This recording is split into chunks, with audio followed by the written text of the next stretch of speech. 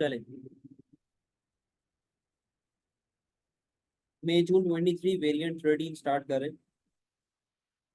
देखिएगा जरा।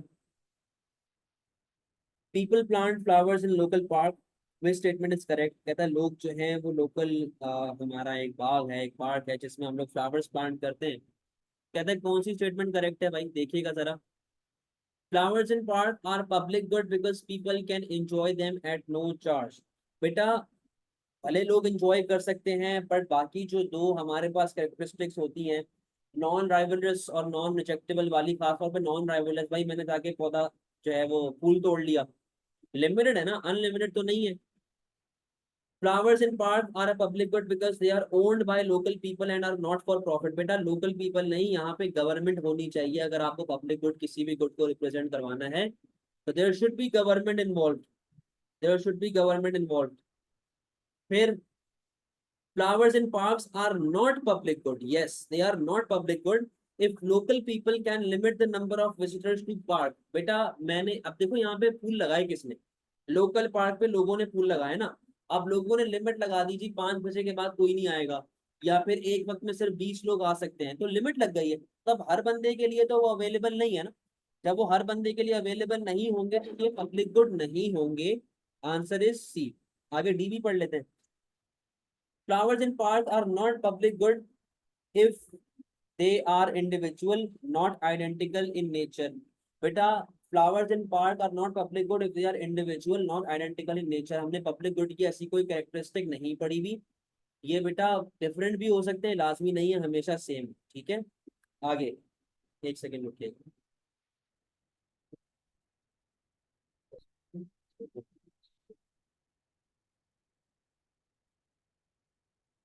आगे टू। टू कहता है भाई, a government decides that all non-essential businesses must close for 3 months due to a disease pandemic. What is an opportunity cost of this policy? कहता है government ने डिसाइड किया कि जितने भी नॉन एसेंशियल बिजनेसेस हैं वो 3 महीने के लिए बंद हो जाएं। तो what is an opportunity cost of this policy? कहता है इसकी अपॉर्चुनिटी कॉस्ट क्या होगी? Increase leisure time for employees. बेटा लोगों को तो आराम मिलेगा ना, तो वो अपॉर्चुनिटी कॉस्ट कैसे हो गई? उनका तो आराम बढ़ जाएगा। Lives that are save due to reduced disease level. बेटा ये अपॉर्चुनिटी कॉस्ट नहीं है, ये भी आपको फायदा मिल रहा है। अपॉर्चुनिटी कॉस्ट तब होता है कि जब लोग काम करते रहते हैं और लोग बीमारी से मर जाते हैं, तो जिंदगी जो है वो अपॉर्चुनिटी कॉस्ट बन जाती है। ठीक है। The production of good by essential businesses, और आगे लिखा हुआ है the loss of goods from the close businesses. बेटा next best alternative forgone. Next best alternative forgone का मतलब क्या होता है? कि जो चीज मेरे पास वेस्ट हो रही है। अब नॉन एसेंशियल बिजनेस जैसे कि टी शर्ट प्रोड्यूसर होगा, या कपड़ों वाले होगा, या हेयर ड्रेसर वगैरह होगा, ये अगर बंद हो जाते हैं 3 महीने के लिए, तो इनका आउटपुट जो था वो अपॉर्चुनिटी कॉस्ट होगा। तो इसका आंसर क्या बनेगा? D, the loss of goods from close businesses. The diagram shows an economy's production possibility curve. The economy produces combination of goods and services using all available resources. ठीक है भाई। What does the production possibility curve indicate for goods and services? बेटा एक चीज को जरा देखो, ये डायग्राम बिल्कुल कांस्टेंट अपॉर्चुनिटी कॉस्ट रिप्रेजेंट कर रहा है। आप लोगों को टाइप्स ऑफ अपॉर्चुनिटी कॉस्ट याद होनी चाहिए। ये कांस्टेंट अपॉर्चुनिटी कॉस्ट रिप्रेजेंट कर रहा है जहां पर इक्वल हमारे पास चेंज आ रहा होता है, जहां पर इक्वल चेंज आ रहा होता है। ठीक है, तो इसका आंसर क्या है? Constant returns. डिमिनिशिंग आप लोगों को बताया हुआ है, इंक्रीजिंग भी बताया हुआ है, ये सारी चीजें आपको बताई हुई, इनके शेप कैसे बनते हैं। तो इसका आंसर है constant. Which economic conditions are likely to encourage an increase in enterprise? बेटा enterprise के बढ़ने के लिए क्या चीज बेहतर होनी चाहिए, किस सिनारियो में आपने चलना है? बेटा इंटरेस्ट रेट कम होना चाहिए, क्योंकि जब इंटरेस्ट रेट कम होगा तो उससे इन्वेस्टमेंट ज्यादा होगी। प्रॉफिट टैक्स भी कम होना चाहिए, क्योंकि जब बिजनेसेस कम टैक्सेस पे करेंगे, प्रॉफिट कम टैक्सेस पे करेंगे अपने प्रॉफिट से, they will be encourage to produce more goods and services. Consumer confidence ज्यादा होना चाहिए, कंज्यूमर कॉन्फिडेंस ज्यादा होना चाहिए ताकि लोग जो हैं वो हमारे पास अच्छा काम कर रहे हैं, लोग हमारे पास आके सामान खरीदे और हमें फायदा हो। अनएम्प्लॉयमेंट लो हो। अब देखो ऑप्शन एक ही बचा हुआ है कि अनएम्प्लॉयमेंट हमारे पास यही बचा हुआ है भाई, कि अनएम्प्लॉयमेंट हमारी क्या होनी चाहिए? लो। तो आंसर इज सी। ठीक है, आगे आए। When is the PED for a product most likely to be price elastic? बेटा कब आपकी PED price elastic होती है? A large percentage of income is spent on the product. बेटा ये आपका पॉसिबल आंसर है, प्रोपोर्शन ऑफ इनकम स्पेंड याद करें। फैक्टर अफेक्टिंग पीडी में आपको बताया हुआ luxury good proportion of income spend. It is measured in the short run, no, गलत। It is a necessity product, बेटा ये इनइलास्टिक या परफेक्टली इनइलास्टिक होता है। There are few substitutes available, ये इनइलास्टिक होता है। तो answer is A. What is most likely to cause a shift in the supply curve for rice? बेटा shift मांग रहा है यानी कि नॉन प्राइस फैक्टर्स होंगे। A change in the price of rice, बेटा इससे आपके पास मूवमेंट आती है, ठीक है, ये आपका आंसर नहीं होगा। आगे, a change in price of meat, बेटा ये अव्वल तो इसका कोई लिंक ही नहीं है आपस में, राइस और मीट का कोई लिंक नहीं है। और ये कॉम्प्लीमेंट, अगर लिंक बनाना भी है तो आप इसको कॉम्प्लीमेंट्री गुड कह सकते हैं एक तरीके से, कि राइस और मीट जो है कॉम्प्लीमेंट्री गुड है। तो बेटा कॉम्प्लीमेंट्री गुड से तो डिमांड पे अफेक्ट आता है ना, सप्लाई पे थोड़ी आता है, इससे डिमांड पे अफेक्ट आता है। Change in the size of rice industry, yes possible answer, क्योंकि ये डिपेंड करता है नंबर ऑफ प्रोड्यूसर्स के ऊपर। जो साइज ऑफ इंडस्ट्री है ये डिपेंड करता है नंबर ऑफ प्रोड्यूसर्स के ऊपर। तो अगर नंबर ऑफ प्रोड्यूसर्स बढ़ गए तो इंडस्ट्री जो है वो बढ़ जाएगी, आपके पास नंबर ऑफ प्रोड्यूसर्स ज्यादा आ जाएंगे। अगर राइस इंडस्ट्री गिर गई है तो नंबर ऑफ प्रोड्यूसर गायब हो जाएंगे और आपके पास सप्लाई कम हो जाएगी। Change in taste and preference of rice, बेटा इससे भी आपकी डिमांड पे अफेक्ट आता है। तो answer is C. A free market is in disequilibrium with a shortage of a product. As the market moves towards equilibrium, what will happen to the price and quantity demanded and quantity supplied? कहता है कि हम लोग disequilibrium में हैं, हम लोग shortage में हैं। अगर हम लोग इक्विलिब्रियम की तरफ जाते हैं तो प्राइस वगैरह पे क्या इफेक्ट आना चाहिए? बेटा शॉर्टेज का मतलब होता है डिमांड ग्रेटर देन सप्लाई, और शॉर्टेज को खत्म करने के लिए आपको प्राइस बढ़ानी पड़ती है ताकि आपकी डिमांड कम हो और आपकी सप्लाई जो है वो बढ़ जाए। तो आपको अपनी प्राइस बढ़ानी पड़ेगी ताकि आपकी डिमांड कम हो और आपकी सप्लाई बढ़ जाए। तो इसका आंसर क्या है? सी। What would not cause a shift in demand curve for a good? बेटा not cause, इस चीज को जरा गौर से पढ़ो। not cause, not का मतलब है कि ऐसा ऑप्शन बताना है जिसके अंदर आपके पास मूवमेंट आ रही हो। सही है। A change in the price of complement, बेटा इससे आपके पास शिफ्ट आता है। A change in the price of substitute, बेटा इससे आपके पास शिफ्ट आता है। A change in the price of good itself, no बेटा इससे शिफ्ट नहीं आता। चेंज इन कंज्यूमर इनकम, इससे आपके पास शिफ्ट आता है। तो आंसर क्या बनेगा आपका? C. What does joint supply mean? Joint supply का सिंपल सी डेफिनेशन है, ए कहता है firm can choose between producing a range of different goods, no बेटा ये तो प्रोडक्शन पॉसिबिलिटी कर्व के साथ अपॉर्चुनिटी कॉस्ट का लिंक आता है। A good has multiple uses, no.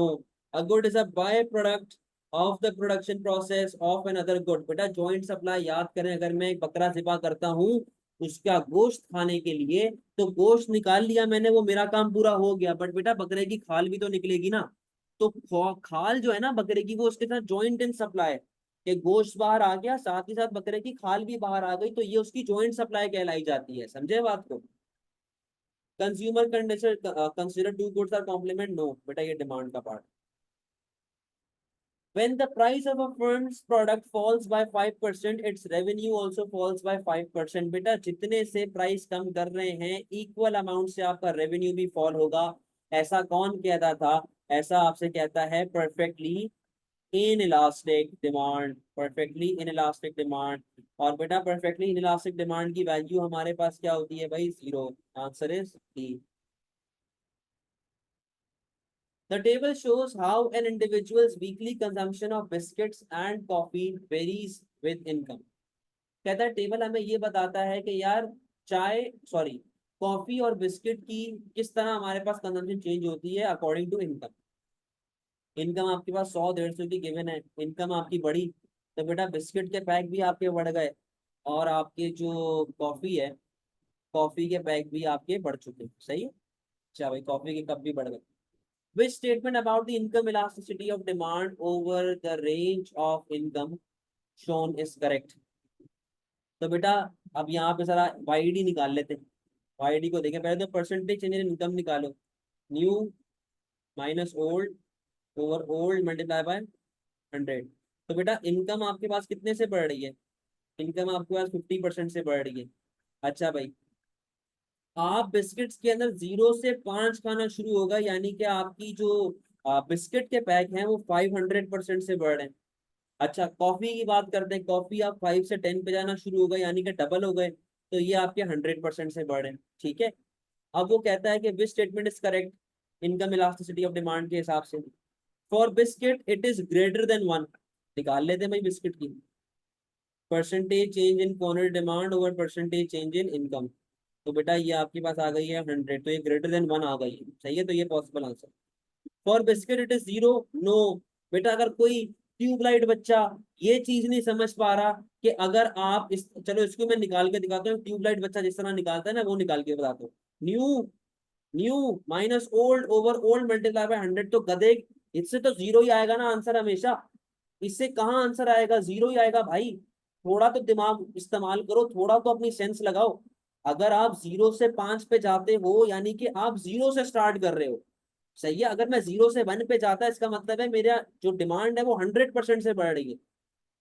अगर मैं 0 से 5 पे जा रहा हूँ इसका मतलब है मेरी डिमांड 500% से बढ़ गया। सेंस, दिमाग का जो ढक्कन है खोल के जाना एग्जाम में, समझे। तो ये इसका आंसर 0 नहीं होगा। सी कहता है for coffee it is less than 1, coffee भी निकाल लेते हैं बेटा। Percentage change in quantity demand over percentage change in income कितनी है ये 50%, तो ये 2 आ रही है, लेस देन 1 तो नहीं है। For coffee it is unitary, no, answer is A. The diagram shows supply curve. Which statement about price elasticity of supply of these curves is correct? तो देखिएगा भाई जरा, कहता है W has elasticity of 0 that will rise as price rises. W की elasticity जो है वो 0 है, और कहता है आपकी PES राइज होती रहेगी, मतलब वो बढ़ती रहेगी, इलास्टिक वगैरह होती रहेगी। नो बेटा, वो 0 तो है बट वो कभी भी राइज नहीं हो, ठीक है, वो अपनी परफेक्टली इलास्टिक पे ही रहेगी जो वो है। कहता है कि x has elasticity greater than 1, x has elasticity greater than 1, that will be constant as price rises, no बेटा x की elasticity less than 1 है, inelastic, देख लो स्टीपर कर्व बना। y has elasticity greater than 1, yes elastic है, ठीक है। that will fall as price rises, आपको अगर याद हो मैंने आपको बताया हुआ है कि through out demand curve PED change होती रहती है ना, टॉप पे इलास्टिक होती है, फिर यूनिटरी आता है, फिर इनइलास्टिक आता है। सेम केस सप्लाई में भी होता है कि आपकी पीएस चेंज होती रहती है थ्रू आउट। तो हमें कंडीशन से ये मीट करना है और हमें पता चल रहा है कि भाई वाई की इलास्टिसिटी इलास्टिक थी, फिर वो चेंज होती रहेगी जैसे प्राइस बढ़ती रहेगी, तो ये आंसर जो है आपका correct. Z has elasticity of 0 that is constant as quantity rises, बेटा जेड की इलास्टिसिटी इंफिनिटी है, 0 नहीं, ठीक है, जेड की elasticity infinity,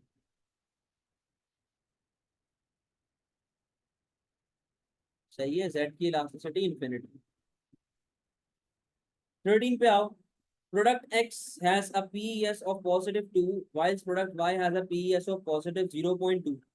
Which statement about X and Y is correct? बेटा ये इलास्टिक है, ये इनइलास्टिक, ये इनइलास्टिक, ठीक है। कहता है कि X और Y की क्या डिफरेंस है। X has more substitutes than Y। एक ट्यूबलाइट बच्चा बोलेगा सर करेक्ट आंसर है क्योंकि सब्स्टिट्यूट ज्यादा है। ओ भाई क्या लिखा हुआ है, price elasticity of supply, price elasticity of supply में सब्स्टिट्यूट्स का लिंक नहीं होता, गलत आंसर है। समझे बात को तो कॉन्सेप्ट रिवाइज करके जाइएगा। A 20% price fall would lead to a greater decrease in the production of Y than X। कहता है कि बेटा अगर हमारे पास प्राइस 20% से गिर जाती है तो Y में ज्यादा चेंज आएगा, X में कम चेंज आएगा। बेटा ऐसा नहीं होगा, रीजन क्या है, X की डिमांड इलास्टिक है और Y की डिमांड इनइलास्टिक, तो X में ज्यादा चेंज आएगा, Y में कम चेंज आएगा, इसने उलट लिख के दे दिया आप। After a price rise it is more difficult to increase Y's output than X, yes, yes, क्यों, क्योंकि Y की डिमांड इनइलास्टिक है और X की डिमांड इलास्टिक है। याद करो Y वाला प्रोड्यूसर परेशान होगा और X वाला प्रोड्यूसर एकदम मजे में होगा, वो बोलेगा भाई मैं तो आसानी से सब कुछ बना सकता हूँ, कोई टेंशन नहीं है, तो वो इजीली इंक्रीज कर सकता है। After a price fall of 10% more people would buy X, 10 would buy Y। कहता है कि अगर अपने पास प्राइस फॉल हो जाती है 10% से तो ज्यादा लोग जो हैं वो X को बाय करेंगे और Y को कम बाय करेंगे। बेटा ये पीईडी के साथ लिंक हो रहा है, इसका सप्लाई से कोई ताल्लुक नहीं।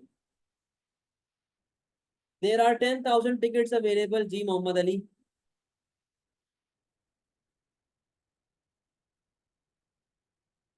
चलिए वापस समझा दें बेटा। देखो इधर आओ। एक्स की सप्लाई इलास्टिक है, वाई की सप्लाई इलास्टिक, ठीक है, ये लिखा हुआ है ना, वाई की सप्लाई इलास्टिक। यानी कि एक्स का प्रोड्यूसर खुश है, वाई का प्रोड्यूसर परेशान। सी कहता है कि जब प्राइस बढ़ेगी ना, तो वाई के लिए आउटपुट बढ़ाना डिफिकल्ट होगा, एक्स के लिए आउटपुट बढ़ाना आसान होगा। इसके पीछे रीजन क्या है कि बेटा वाई की सप्लाई जो है वो इनलास्टिक, इसको टेंशन होगी कि यार मैं पता नहीं बढ़ा पाऊँ ना बढ़ा पाऊँ। वेयर एज एक्स की सप्लाई इलास्टिक है, रिसोर्सेज है, रॉ मटेरियल है, इजीली सब कुछ कर सकता है। तो इसलिए इसका आंसर सी, समझ गए।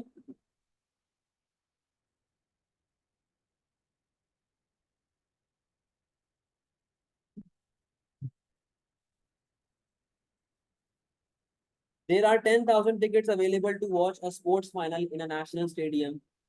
The initial market equilibrium ticket price is 20. The government decides to fix an effective minimum price for the tickets, under which conditions will be consumer surplus for the ticket decrease the most as a result of minimum price. कहता है भाई 10,000 ticket available है, ठीक है, 10,000 ticket आपके पास available है। अच्छा, फिर वो कहता है इनिशियल मार्केट इक्विलिब्रियम इज $20, और गवर्नमेंट ने अफेक्टिव मिनिमम प्राइस लगा दिया टिकट्स के लिए। Under which conditions will the consumer surplus for ticket decrease? Under which circumstances? Under which conditions will the consumer surplus for the tickets decrease the most as a result of minimum price? कहता है minimum price की वजह से कहाँ वो हमारे पास जो है वो सबसे ज्यादा कंज्यूमर सरप्लस पे हमारे अफेक्ट आएगा। तो बेटा यहाँ पर देखो, सबसे पहले तो आपको ये बात समझनी चाहिए कि कंज्यूमर सरप्लस आपका ज्यादा अफेक्ट तब होता है जब आपकी सप्लाई, जब आपकी डिमांड इन इलास्टिक। आपका कंज्यूमर सरप्लस ज्यादा अफेक्ट तब होता है जब आपकी डिमांड इन इलास्टिक। ठीक है, ये बात हम लोगों ने पीछे पढ़ी हुई। तो आंसर आपका ए या सी में से कोई एक। ठीक है, इन दो को तो काट दो, इन दो को तो काट दो, ए या सी में से कोई एक आंसर। अब उसने बोला कि मैंने क्या लगा दिया, मिनिमम प्राइस। मिनिमम प्राइस लगती है अबव द इक्विलिब्रियम। ठीक है, आपके पास करंट इक्विलिब्रियम प्राइस क्या चल रही है, 20। मिनिमम प्राइस लग गई है अबव द इक्विलिब्रियम। तो बेटा logically minimum price equilibrium price ज्यादा होनी चाहिए। Logically minimum price equilibrium price से ज्यादा होनी चाहिए। तो बेटा 18 और 22 में से कौन ज्यादा है, 22 ज्यादा है। तो आंसर क्या बन जाएगा इसका, C. Diagram shows the impact of government imposing unit tax on demerit good. अच्छा जी, सप्लाई कर्व आपके पास गिवन है। What is the after tax revenue of the firms producing demerit good. कहता है कि भाई टैक्स पे करने के बाद जो हमारी इंडस्ट्रीज हैं उनका क्या रेवेन्यू बचेगा। अब यहाँ पे देखो जरा, ये गैप आपके पास आ रहा है टैक्सेस का, ये गैप आ रहा है टैक्सेस का, यानी कि गवर्नमेंट ने कितना टैक्स लगाया हुआ है, गवर्नमेंट ने 20 का टैक्स लगाया हुआ है। ठीक है, गवर्नमेंट ने 20 का टैक्स लगाया हुआ है और ये आपका नया इक्विलिब्रियम चल रहा है। करंटली आपके पास ये प्राइस चल रही है और आप इतनी क्वांटिटी बेचते हो। तो बेटा 40 × 5, आपके पास रेवेन्यू कितने का आ गया, आपके पास रेवेन्यू आ गया 200। सही है, इतनी बात मानते हैं, वापस से बता देता हूँ भाई। पहले सिर्फ रेवेन्यू निकाल रहे हैं। आपके पास ये इक्विलिब्रियम चल रहा है, ये प्राइस है, ये क्वांटिटी है, मल्टीप्लाई कराया तो आपके पास ये रेवेन्यू है। सही है। अच्छा, कहता है कि टैक्स पे करने के बाद आपका कितना रेवेन्यू बचता है। बेटा ये देखो, ये पूरा टैक्स का गैप है, ये पूरा टैक्स का गैप है, जिसमें से ये आपका पुराना इक्विलिब्रियम है, ये आपका नया इक्विलिब्रियम है।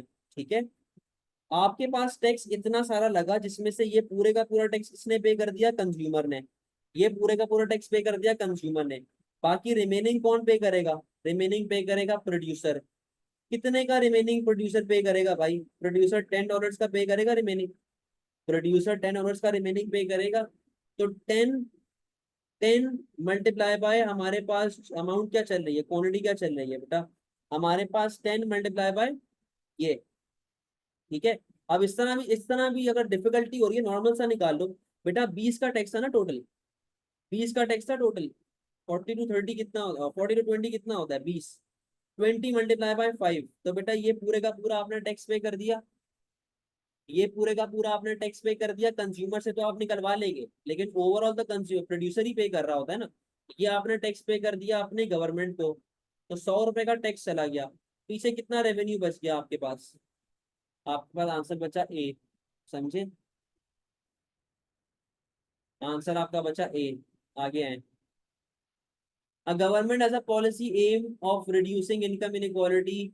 It considers three policies. Which combination of policy would be most effective? An increase in the marginal rate of tax from 40% to 50%. Yes. तो बेटा अगर आपकी इनकम बढ़ रही है आपको ज्यादा टैक्स पे करना पड़ेगा तो इनइक्वालिटी ऑफ इनकम कम होती है, ठीक है कर लो। इंक्रीज इन मिनिमम वेज, ठीक है भाई कर लो, मिनिमम वेज भी बढ़ा लो, इनकम इनइक्वालिटी कम हो जाएगी।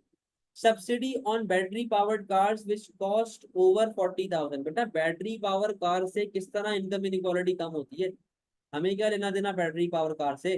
आंसर क्या बचेगा आपका D. A Bangladeshi citizen is employed as a construction worker in Qatar. He sends some of his wages to his family in Bangladesh. बेटा ये रेमिटेंस की बात चल रही है, ये रेमिटेंसेस की बात चल रही है, रेमिटेंस भेज रहा है। How will this be recorded in Qatar's balance of payment. बेटा वो कतर में बैठ के बंगाली अपने घर वापस पैसे भेज रहा है, तो बेटा ये कहाँ पर रिकॉर्ड होना चाहिए बैलेंस ऑफ पेमेंट में, as part of balance of trade and services. बेटा सर्विस में रिकॉर्ड नहीं होगा, ये सर्विस में रिकॉर्ड नहीं होगा। अच्छा, as part of net primary income, बेटा प्राइमरी इनकम को भी देख लेते हैं। As part of net secondary income, इसको भी देख लेते हैं। As part of financial account, no बेटा फाइनेंशियल अकाउंट में कैश वगैरह ये चीजें जा रही है। अब वो कहता है कि यार बंगाली एक है वो कतर में बैठा हुआ है, ठीक है, वो अपने पैसे अपनी वेजेस जो हैं वो अपने घर वापस भेज रहा है, ठीक है, वो अपने वेजेस जो हैं वो अपने घर वापस भेज रहा है थोड़े से पैसे। तो ये कतर के बैलेंस ऑफ पेमेंट में कैसे रिकॉर्ड होगा, ये बेटा इस तरह रिकॉर्ड होगा कि कतर में बैठ के मैं पैसे कमा रहा हूँ और तनख्वाह दूसरे मुल्क भेज रहा हूँ, तो ये कतर के प्राइमरी इनकम को गिरा देगा, ये कतर के प्राइमरी इनकम को गिरा देगा, यानी कि डेबिट पे रिकॉर्ड होगा इन प्राइमरी इनकम, ठीक है, यानी कि नेट इनकम। हमारा दूसरा नाम क्या पड़ा हुआ है, net income. The table gives data for an economy, GDP given है, जीडीपी डिफ्लेटर यानी कि प्राइस इंडेक्स आपके पास गिवन है।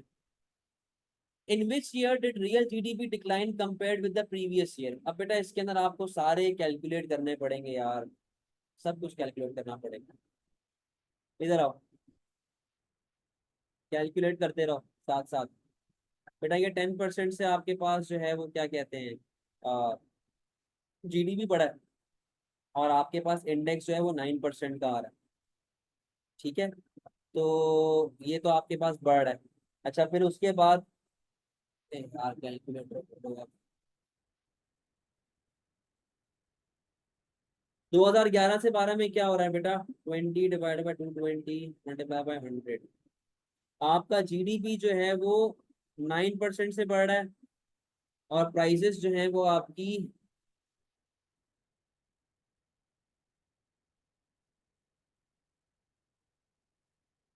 14% से बढ़ रही है, ठीक है।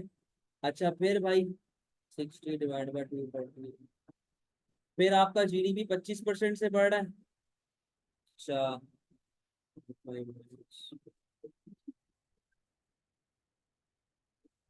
नहीं अभी, और आपका जो प्राइसेस हैं वो 19% से बढ़ रही है। आगे आओ, 20, ये आपका 6% से बढ़ रहा है ये वाला 149, ये आपका 3% से बढ़ रहा है। बेटा कौन सा ऐसा मुल्क है जहां पर आपकी इन्फ्लेशन रेट ज्यादा है और जीडीपी कम है, वो ये वाला मुल्क, वो ये वाला ये, ठीक है, ये 9% और 14%। तो बेटा कौन सा साल है वो है 2012, सही है। आगे, which policy is most likely to help to correct an adverse balance of payment current account। 2012 बेटा 2012, ये देखो ना आप 2011 से 2012 में आ रहे हो ना। 2013 में आपका जीडीपी 25% से बढ़ रहा है, महंगाई 19% से आ रही है, तो आपको अल्टीमेटली तो फायदा है। which policy is most likely to help to correct an adverse balance on the current account of the balance of payment। कहता है कि बैलेंस ऑफ पेमेंट को हमने करेक्ट करना है, कौन सी पॉलिसी करेक्ट करके देगी आपके बैलेंस ऑफ पेमेंट को। एबॉलिशिंग टैरिफ, बेटा इससे आपके इंपोर्ट्स और बढ़ेंगे और आपका बीओटी और ज्यादा डेफिसिट में जाना स्टार्ट हो जाएगा, तो ये तो आंसर नहीं होगा। डेप्रिसिएशन ऑफ करेंसी, यस आपके एक्सपोर्ट्स बढ़ेंगे आपके इंपोर्ट्स कम होंगे आपका बीओटी सरप्लस चला जाएगा, बहुत अच्छा पॉइंट है, पॉसिबल आंसर है। रिड्यूसिंग डायरेक्ट टैक्सेस बेटा, इससे आपके इंपोर्ट्स बढ़ने का डर होता है और आपका बैलेंस ऑफ ट्रेड डेफिसिट में जाने का भी डर होता है। रिड्यूसिंग इनडायरेक्ट टैक्सेस बेटा, जब इनडायरेक्ट टैक्सेस आपके रिड्यूस होंगे तो उससे आपके एक्सपोर्ट्स तो बढ़ जाएंगे, लॉजिकल है, बट इंपोर्ट्स कम होने के चांसेस नहीं है। तो वो हो सकता है कि मेरे करंट अकाउंट पे कोई इतना ज्यादा अफेक्ट ही ना है। तो answer is B. In year one, country's real GDP is 500 billion. In year two, nominal GDP rose to 577.5 billion. The price increased by 5%. What is the real GDP in year two? बेटा आप लोगों को इसका मैंने formula बताया हुआ है किस तरीके से करते हैं रियल जीडीपी में कन्वर्ट करने के लिए। Nominal GDP divided by RPI. अब देखो 5% से प्राइस बढ़ गया तो ये 105% आएगा, सही है, 105 आएगा। मल्टीप्लाई बाय, मल्टीप्लाई बाय क्या, मल्टीप्लाई बाय 100। देखो जरा क्या अमाउंट आ रही है, 577.5 डिवाइड बाय 105। तो ये आंसर आपका क्या आ रहा है भाई, 20 का डी मल्टीप्लाई बाय 100 नहीं लिखा मैंने, ये लो क्या आंसर आ रहा है, D 550। The table gives detail of national income statistics for an economy, consumption, investment और ये सारी चीजें गिवन है। What is the net national income for the economy? बेटा क्या क्या चीजें आपकी नेट नेशनल इनकम के अंदर आती है भाई? तो आपके पास जो है वो सबसे पहले तो बेटा देखो कंजम्पशन आया 2000, ये पॉजिटिव है, ठीक है। इसमें सी प्लस आई 500 प्लस जी 600, ठीक है, प्लस सी प्लस आई प्लस जी प्लस एक्स माइनस एम। बेटा आपके पास नेट एक्सपोर्ट भी डेफिसिट में है, आपके पास जो है वो फॉरेन इनकम जो है वो भी डेफिसिट में है। तो ये -100 -200, ठीक है। तो ये आपके पास आया फिलहाल 2800। अब depreciation, depreciation amount of depreciation याद करो जो आपको बताया हुआ था, नेट नेशनल प्रोडक्ट किस तरह निकालते थे, फॉर्मूला याद करें, मैंने नोट्स में लिखवाया हुआ है, माइनस डेप्रीसिएशन। तो 100 की डेप्रीसिएशन भी आप माइनस करेंगे, आंसर क्या बचा आपका, ए। The table shows the relative price of exports compared with the imports expressed as an index for the number of an economy, for number index number for an economy। 2013 में आपका index बेटा 100 है, 100 का मतलब appreciation, बेटा appreciation नहीं ना, आप नेट नेशनल इनकम का फॉर्मूला देखिएगा नोट्स में। 2013 में आपका इंडेक्स 100 है, यानी कि यहाँ पे कोई भी आपके पास चेंज नहीं आया। 14 में आपका इंडेक्स गिर गया, 15 में आपका इंडेक्स और गिर गया। बेटा यहाँ पर इंपोर्ट प्राइस को एक्सपोर्ट प्राइस के साथ कंपेयर हो रहे हैं, यानी कि टर्म्स ऑफ ट्रेड की बात चल रही है। Which statement for the year 2013 to 15 is correct? देखिएगा भाई जरा, export prices have increase each year. बेटा अगर, अच्छा फिर सही है, देख लेते आगे। The level of prices have fallen, the terms of trade have deteriorated, the volume of import increasingly exceeds the volume of export. देखिए बेटा एक्सपोर्ट प्राइस जो है ना, हम लोग यहाँ पे कोई इंडिकेशन नहीं, हमें कोई दी भी नहीं है, हम लोग यहाँ पे कोई अपनी तरफ से असम्पशन नहीं लगा सकते क्योंकि उसने हमें प्राइसेस के बारे में कुछ नहीं बताया हुआ। उसने ना डायरेक्ट टर्म्स ऑफ ट्रेड आपको दिया कि बोला भाई इसकी बच चुकी है, इसकी हालत खराब हो गई है, देख लो आप, ठीक है, डायरेक्ट टर्म्स ऑफ ट्रेड उसने आपको दिए, ठीक है जी। तो ये आपका आंसर नहीं होगा। जनरल प्राइसेस की भी कोई हमें ऐसा इंडिकेशन नहीं गिवन क्वेश्चन में कि जनरल प्राइसेस आपकी बढ़ी हैं कि नहीं बढ़ी, इसके बारे में भी हमें कुछ नहीं बताया हुआ। टर्म्स ऑफ ट्रेड हैव डिटोरियोरेटेड, ये पॉइंट आपका सही है कि टर्म्स ऑफ ट्रेड आपके डिटेरियोरेट हुए हैं, उनकी वैल्यू गिरी है, उनकी औकात गिरी है, ठीक है, उनकी औकात गिरी है। तो हाँ, ये आंसर करेक्ट है। वॉल्यूम का टर्म्स ऑफ ट्रेड से कोई लेना देना नहीं होता, सिर्फ प्राइस का लेना देना है। क्या भाई कहता है, country X and country Y each allocate half of their resources towards the manufacturing of shoes and other half towards the manufacturing of t-shirts। आधे से शू बनाया, आधे से टी शर्ट बनाया। Resources can be used equally effectively in the production of both products in both countries। अच्छा भाई, table shows the output of shoes and t-shirt produced by both countries using half their resources in each case before specialization। कहता है भाई before specialisation जो है वो बताया जा रहा है, क्या मामला था। कंट्री एक्स जो है वो शूज बनाता है 4000, कंपनी एक्स का, और जो कंट्री एक्स सॉरी, और टी शर्ट बनाता है 12000।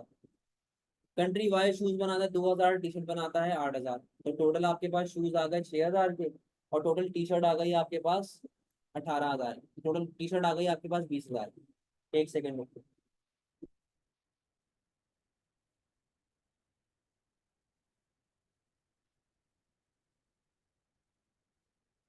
नमाज के बाद स्टार्ट करेंगे यार, A2 ग्रुप में मैसेज करो। अच्छा, हाँ जी, what can be concluded from the data? The opportunity cost of producing X, the opportunity cost of country Y producing two shoes is four t-shirts. The opportunity cost of country X producing one t-shirt is four shoes. तो ये इस तरह से आपको opportunity cost ratios वगैरह given है। तो यहाँ पर देखिएगा भाई, कहता है कंट्री वाई की अपॉर्चुनिटी कॉस्ट क्या होगी। कंट्री वाई की अपॉर्चुनिटी कॉस्ट क्या है? Two shoes is four T shirt. बेटा देख लेते, 12,000 कंट्री वाई है ना ये, 8,000 ओवर 2,000, तो वो शूज इशू टी शर्ट लेके चला है ना।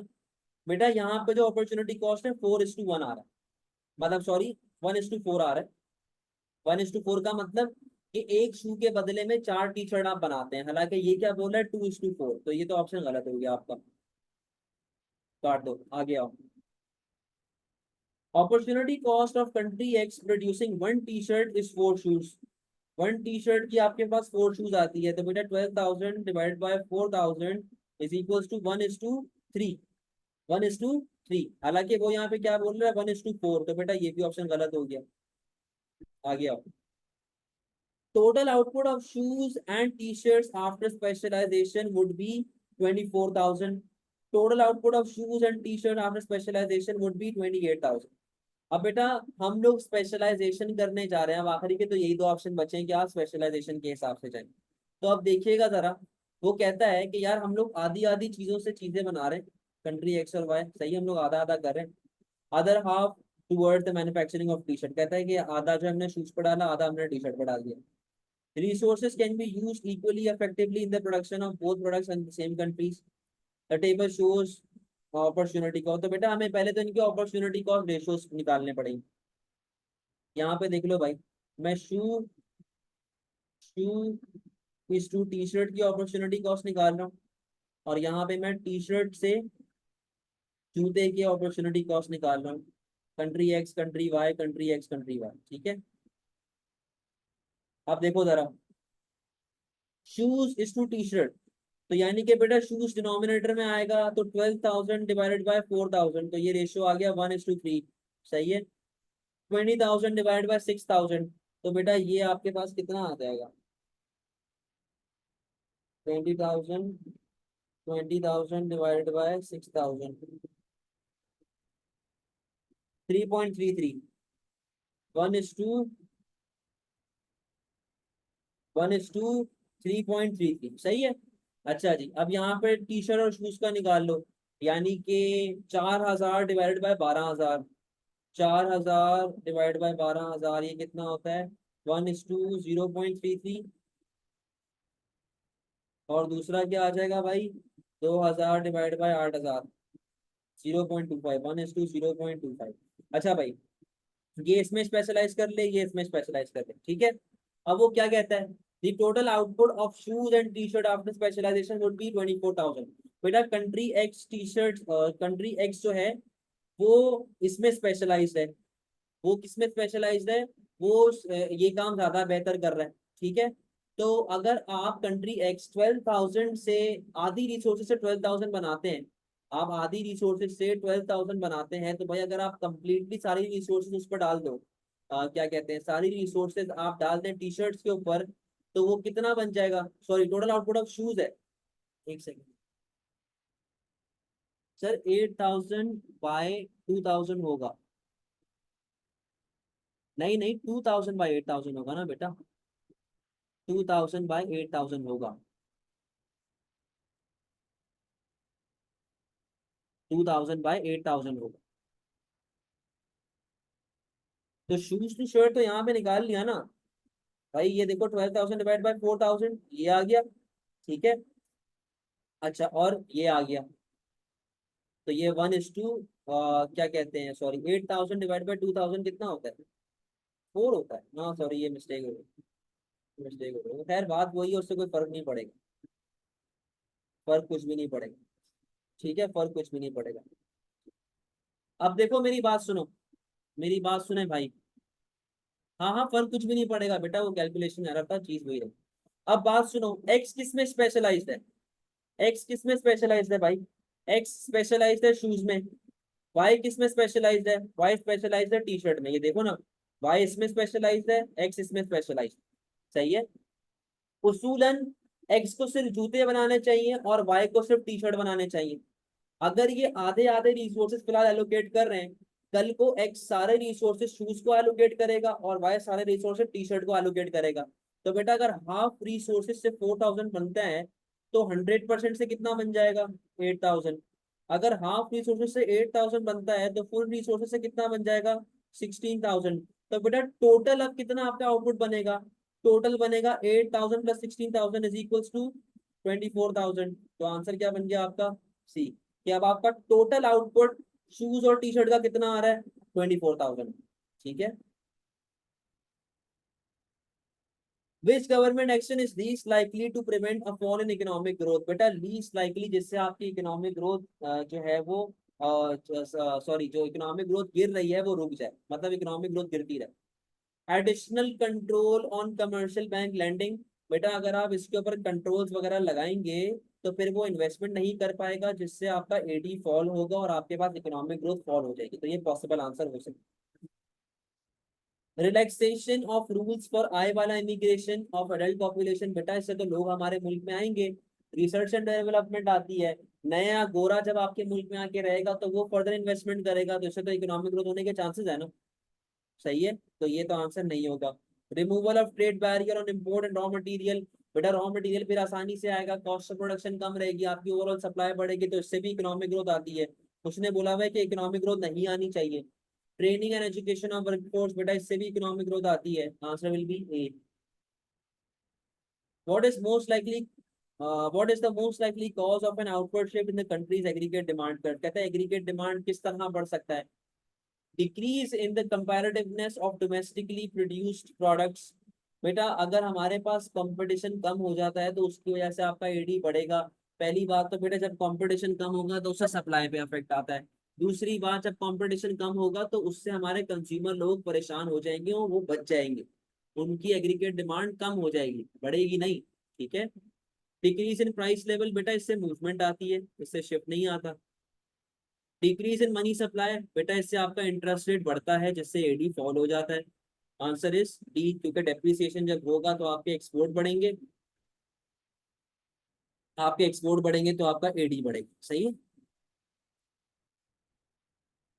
Diagram shows the macroeconomic equilibrium output and price level changing from y to p, y and p to y1 and p1। अच्छा भाई, हम लोग पीछे आ गए, हम लोग ई से किधर आ गए? हम लोग ई से आ गए E1। What could have caused this change? बेटा आपका एडी फॉल हो रहा है, तो देख लो कहाँ पर हो रहा है। सिंपल है ना यार, पहला आंसर ए। एक्सपोर्ट्स गिरेंगे तो आपका एडी फॉल होगा। सही है। Country had a current account surplus of 141 billion. which policy which policy made government implement to reduce this surplus in the short? कहता है सरप्लस को हमने कम करना है भाई, तो ये किस तरीके से कम हो सकता है? Decrease in direct taxes. बेटा अगर डायरेक्ट टैक्सेस कम होते हैं तो लोगों की इनकम बढ़ेगी and there is a high chance कि हमारे इम्पोर्ट्स भी बढ़ना शुरू हो जाए। तो ये पॉसिबल आंसर है। सरप्लस इससे आपका कम होगा, बात करते हैं इसके बारे में, अगर तो कोई अलग ऑप्शन ना मिला। Decrease in regulations to encourage more foreign funds to locate in this country. कहता है कि अगर हम लोग लोगों को एक काम करते हैं, अपने मुल्क में इनकरेज करते हैं, तो बेटा उससे तो इन्वेस्टमेंट आती है, एफडीआई आता है। एफडीआई आएगा तो आपका और करंट अकाउंट बढ़ेगा। कैसे बढ़ेगा? जब यहाँ पर एमएनसीज आएंगी तो वो भी तो एक्सपोर्ट करेंगी बाहर। फायदा तो आप ही के मुल्क को हो रहा है। आगे आओ। An increase in import duties. बेटा इम्पोर्ट ड्यूटीज अगर हमारे पास बढ़ती हैं, तो हमारा जो है वो करंट अकाउंट सरप्लस जो है वो रिड्यूस होना स्टार्ट हो जाता है। डी कहता है an increase in interest rate. बेटा इंटरेस्ट रेट से लोग सेविंग करते हैं, और इंटरेस्ट रेट से हम लोग सेविंग करते हैं तो हम लोग स्पेंडिंग वगैरह कम करते हैं। तब क्वेश्चन ये पूछ रहा था कि विच पॉलिसी मेड्स government implement to reduce this surplus in the short run? बेटा शॉर्ट रन के अंदर यानी कि फौरन से आने वाला इम्पैक्ट, फौरन से आने वाला इम्पैक्ट। ठीक है। अब देखो यहाँ पे मामला क्या होते हैं। इंटरेस्ट रेट के अंदर बड़ा टाइम लगता है कि आप मनी सप्लाई को पहले चेंज करते हो, बॉन्ड को बाय या सेल करते हो, उसके बाद जो है वो आपके पास मामला आते हैं। तो शॉर्टेस्ट क्विकेस्ट पॉसिबल वे आपके पास क्या होता है? क्विकेस्ट पॉसिबल वे क्या होता है? Physical policy. क्या डायरेक्ट टैक्सेस जो है वो अपने पास उसको हिला दें, और लोग जो है वो फौरन से वो पागलों की तरह स्पेंडिंग करना स्टार्ट करें। ठीक है। 28। बेटा वही तो कह रहा हूँ, क्विकेस्ट वे जो आपके पास होता है वो फिस्कल पॉलिसी ही होता है, कि सबसे तेजी से आपको फिस्कल पॉलिसी काम करके देती है, और direct tax is a part of fiscal policy. The diagram shows AD and aggregate supply curve in the short run and long run. सही है भाई। Which row is correct in causing a shift in the short run aggregate supply from SRAS to SRAS1 and the long run aggregate supply from LRAS to LRAS2? बेटा आपका SRAS भी बढ़ रहा है, आपका LRAS भी बढ़ रहा है। बड़ी सिंपल सी बात है, आपको बताई हुई है। जब हर वो चीज जिससे नॉर्मल सप्लाई पे अफेक्ट आता है वो शॉर्ट रन एग्रीगेट सप्लाई को हिलाता है, हर वो चीज जिससे पोटेंशियल पे अफेक्ट आता है वो लॉन्ग रन एग्रीगेट सप्लाई को हिलाता है। ठीक है। Change in aggregate demand from W to Y, बेटा इससे सप्लाई पे कोई इफेक्ट नहीं पड़ता, फजूल बात है। डिक्रीज इन रॉ मटेरियल कॉस्ट, यस आपकी कॉस्ट ऑफ प्रोडक्शन कम होगी तो शॉर्ट रन एग्रीगेट सप्लाई बढ़ेगा। एजुकेशन ऑफ वर्कर वगैरह बढ़ेगी, यस तो LRAS आपका बढ़ेगा। पॉसिबल आंसर है, बात करते हैं इसके ऊपर आगे। Decrease in wage rate, yes short run aggregate supply आपका बढ़ेगा। डिक्रीज इन आय वाला इमिग्रेशन, बेटा इससे तो बीबीसी पीछे आता है, इससे बीबीसी पीछे आता है तो LRAS को भी तो पीछे आना चाहिए। यहाँ पर LRAS बढ़ रहा है तो ये आंसर नहीं होगा। Increase in availability of labour, बेटा increase in availability of labour से एज सच आपकी सप्लाई पे इफेक्ट नहीं पड़ता। बात सारी ये होती है कि वो लेबर एम्प्लॉयड है कि नहीं है। वर्कफोर्स तो है, बट क्या मेरे पास इतनी सलाहियत है कि मैं उसको नौकरी दे सकता हूँ कि नहीं। ठीक है, मेरे पास इतनी सलाहियत, ये भी तो मुझे देखना है, तो ये फैक्टर मुझे कंसिडर करना पड़ता है। तो answer will be B. Diagram shows the imposition of tariff raises a product's world price from $10 to $14। अच्छा भाई, टैरिफ आपके पास लग गया भाई। By how much did domestic producer income increase as a result of the tariff? बेटा ये देखो, tariff जब आपके पास नहीं लगा हुआ था तो आप इतना इंपोर्ट करते थे। ठीक है, आपका शॉर्टेज कितने से आ रहा था? 80 से आपका शॉर्टेज आ रहा है, सप्लाई 100 की है, डिमांड 20 की है। जब टैरिफ लग गया, अब आपके पास क्या मामला चल रहे हैं भाई, अब आपके पास इतना आ रहा है मामला। सही है। अब कितने से शॉर्टेज आ रही है भाई? अब आ रही है 40 से। ठीक है, अब आ रही है कितने से भाई? 40 से। तो अब सवाल ये है कि सर के प्रोड्यूसर की इनकम कितने से आपके पास इंक्रीज हो रही है? तो प्रोड्यूसर पहले जो था, एक सेकंड मैं कैलकुलेट कर लूँ।